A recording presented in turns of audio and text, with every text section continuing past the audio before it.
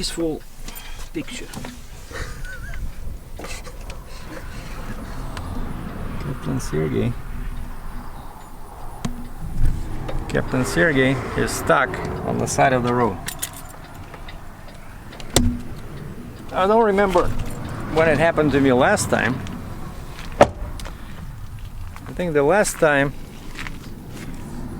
I had a tire blowout. It happened on the truck when the guy hit me, but it was all in the parking lot. Honestly, I never had a flat tire on the trailer, like on my own trailer when I'm driving and it explodes, because I always check tires, right? But yeah, I think I know. The last time it happened to me, it was actually one of the first videos. I'm gonna reference it in at the end there, but I don't think I showed it. It happened right after I recorded the last portion. It was my epic trip from Nova Scotia to California. I still remember, with the load of marine batteries, right? And one of the tires, I think it was losing air, like slowly, like, you know, there was a leak in the valve. And after I did the final installment, where I shut down maybe right before the scale in California, and my delivery was on the next day, I shut down and I didn't want to do another video, but I got up at 4 o'clock in the morning of the next day and started driving, and some guy starts waving at me. It was still dark. Some guy waves at me, and I opened the window and he was passing me like very slowly. He says, "You have sparks! Sparks in the back!" I'm like, what the heck? Sparks? That's no good, right? And so I guess I got all my lights. I got my flashing light. We're gonna talk about that in a second, about safety. Oh, the guys here. The guys here are beautiful. So anyway, yeah, it happened then, and I stopped and I had the tire. But that's what happened. This one exploded, and I noticed in the mirror that it exploded. So let me go talk to the guy. And that's it. So I lost probably a couple of hours. And this reminded me, you know, it's such a dangerous job to change tires on the highway. And we had 2 emergency triangles, and I put on my vest, you know, the vest, and I was standing in the back, basically waving people over, because this guy, you know, the tire he was changing was on the driver's side, and you know, he had his hoses in there, his feet, I don't know.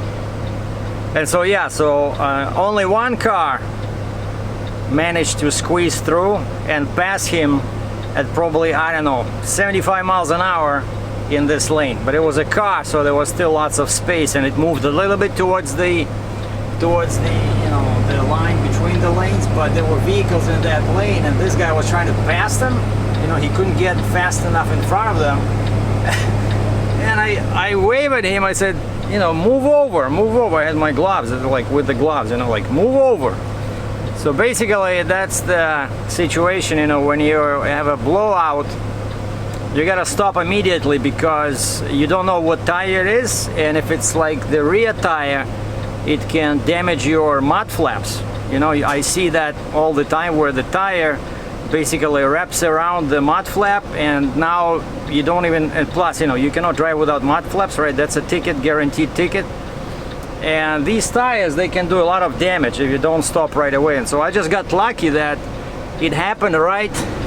See that bridge over there in the distance, in the mirror, where that red truck is now. Yeah, and so it happened right there. There's some kind of a trailer parked in there. And I was watching the trailer. What side is that one? Oh, that one is on this side. I was watching the trailer, you know, like thinking maybe there's some people in there, maybe I should change lanes. And I don't remember, did I change a lane or not? I think I did actually, that's why I was watching the mirror. And then I see small pieces start flying, like small pieces of rubber start flying from the back. And I'm like, what the heck, maybe I just hit something on the road, you know, and I keep glancing at it. and then I see bigger pieces and bigger pieces, and then I see like a 3-foot long alligator flying from under my trailer. I couldn't believe it. So right away I hit the brakes, put my flashes on, and parked right in here. And I try to, you know, of course, again, so you have to stop right away to avoid damage to your trailer, right? Like I said, the tire can, it's pretty heavy, right? So the tire, if it starts flying like that, it can do a lot of damage to the trailer components. And then when you stop, of course, ideally you want to have some kind of a shoulder. Like this is a freeway, right? So I kind of got lucky. I moved all the way there on the gravel, but I didn't want to go too far because you don't want to tip over, right? But you see there's a lot of space between the, well, maybe like, I don't know, 2 feet between the white line and the truck, you know? And so yeah, then you put all your flashes on, and I uncovered my brand new, never used triangle set. Managed to untangle 2 of them because, you know, they're folded, very tricky. So that would be maybe a good idea, especially when you're tipsy. Like, you know, you're at home, you're not on duty, and you had a beer, and you try to try playing with those triangles, you know. Because it would be fun, because it was fun for me being sober and work and on duty, but it can be like a party entertainment, you know. Just get these triangles and give them to people at the party, especially after they had a few drinks, and ask them to assemble them into you know, into actual triangle. I'm telling you, especially with maybe in the dark when you don't have much light. So that would be real funny.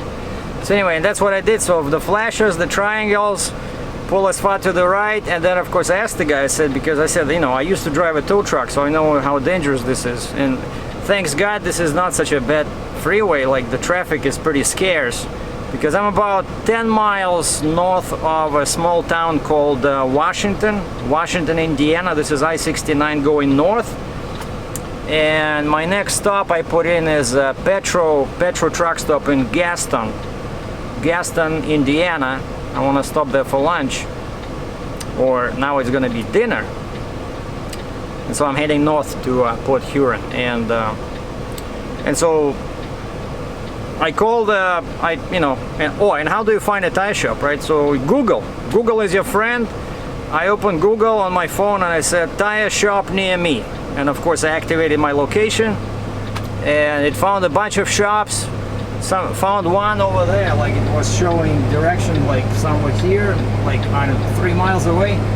So I called that place. Of course they all have numbers, right? So I love this feature where you can click on that place, it shows you the phone number, and it gives you an option call. But speaking about calling, that's why it helps to have 2 phones. Folks, especially if you travel all over US and Canada, have a spare phone. You know, like situation like this, like my Canadian phone, which is a Rogers in Canada, but in the US it uses AT&T. And the signal, especially, you see these big hills in here, right? Hills, and I don't see a single tower anywhere, you know. Well, there's some high voltage lines, but I don't know, like I'm in the middle of nowhere, right? And so the bars on the AT&T were like, I don't know, half a bar, you know. And I couldn't even send an email. I sent an email to the broker. I said, broken down, waiting for a tire truck. And so my Verizon phone came to the rescue, because Verizon was working fine. Lots of bars, you know. I'm not trying to promote Verizon, but you see so I have this one. I have what is this, Samsung. I got Samsung from Verizon, and I got LG G6 from Rogers. And so I tried calling AT&T, it does not work. And then I called on Verizon, perfect, you know, sound. And the guy says, actually we are a farm. I said, do you know anybody here that can do emergency repair on the side of the road? He gave me some name. I couldn't find it on Google. So then I just did again the thing, tire shop near me, and it showed a bunch of places in Washington. Like I said, 9.6 miles away, which is not bad, right? And I called one place. They said, no, call this guy. The bigger, we don't do emergency repairs, call these guys. Okay, so I call that guy, and that guy says, oh, all my trucks are on the road, call this guy. And he gives me another phone number. So I call that guy, and the guy says, yeah, I have a truck, but he says, we're about 40 minutes away from you. I said, wait a second. I was calling Washington, and he gave me your number. He says, yeah, it's my buddy. So when he's busy, he refers people to me. And he says, you might wanna wait for his truck. I said, well, I don't care. I said, I'm gonna get reimbursed. It's not my trailer, so can you guys come over, because I don't want to lose too much time, right? And the guy says, well, okay, because they charge you for mileage. Actually, for them it's better when you're far away, right? Because they charge you like a taxi for each mile or kilometer or whatever. And so the guy showed up pretty quickly. Dubois tire repair, something like that. And he fixed that tire. There's two tires in the back that the owner threw in, and this guy had to take off the outside wheel. Then he took off the inside wheel with the damaged tire, took that one off, put one of my tires on, and so because of that the bill was only $150 US. And I said, you want cash or? And I have like hundreds. I said, do you have any change? The guy says no. I said, well, then I have to give you my card. And he says, I gotta call it in. So he called it in, and they did it over the phone. He gave me the receipt, done, right?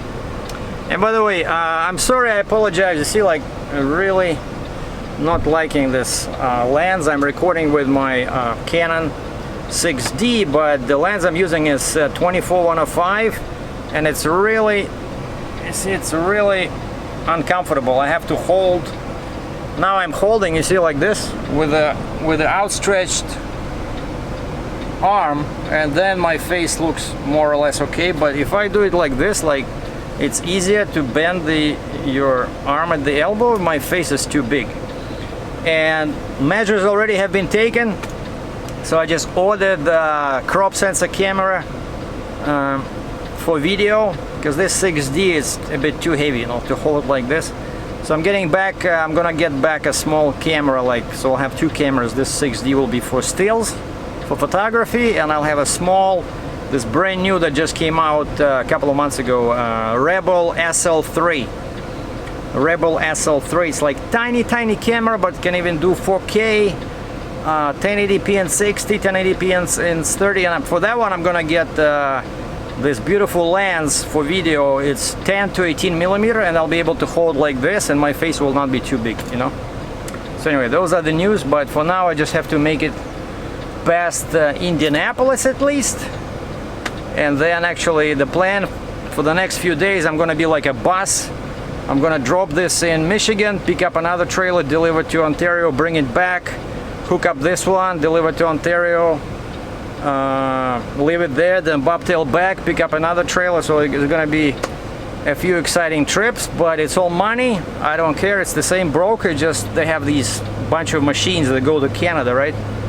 And I'm just helping them out, since the other guy cannot enter Canada.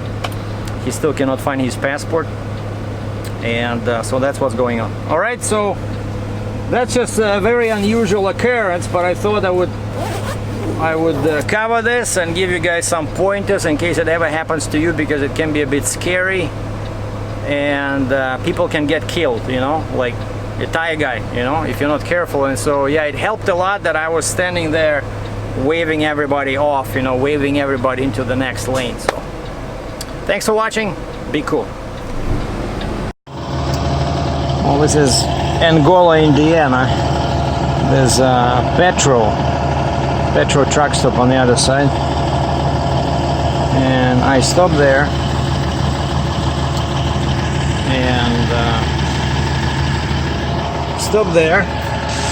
and before going for yeah, sorry for the quality, we are recording with a cell phone this time, and this is the next day after I recorded the tire explosion video where I was sitting on the side of the road. So now, before I went for breakfast, I walked around the trailer, and the last axle, the tire on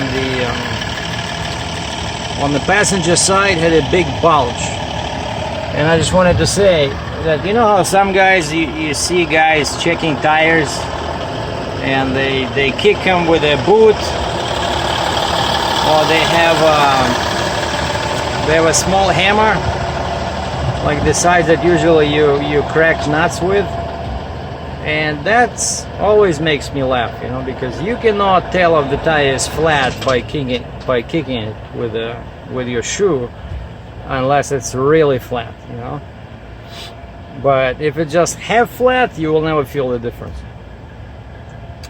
So that's what I was told back in 2005 by my trainer at Challenger Motor Freight. And the guy says, all you have to do, just look at the bulge of the tire, and that will tell you. And you don't need a hammer, you know. You don't need to muddy your fancy shoes, you know, or your beach sandals. And that's what I noticed. I noticed that one tire had the outside tire had a big bulge, you know, and that can mean two things. Either the trailer is sitting at a bad spot where more weight is on one side, and I look at it, no, it was level. Or reason number two is you have a big bulge on the outside tire when the inside tire is flat. Okay, very important. And I didn't have a hammer, so all I did, just use my massive fist, it's big, and hit the tire, and I could see the tire move. You know, I am a strong guy, but I'm not that strong that if the tire was fully inflated, I could move it. But actually I hit it on the side, and I could see the tire move on the rim, you know, so it was flat. And so second tire, two in a row, never happened to me.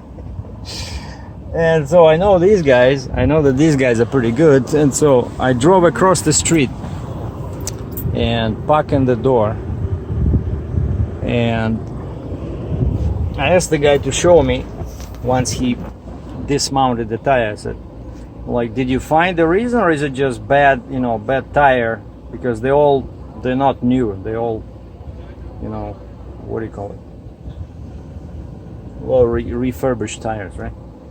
And he says, no, I found it, and he showed me a mark he made with a pink crayon, and there was a big nail inside, so I hit a nail somewhere. I said, can you fix it? He says, yeah. And so that's what he's removing, that nail. You're gonna put the rubber patch on the inside, and we should be good. So that's what's happening. So now we're done.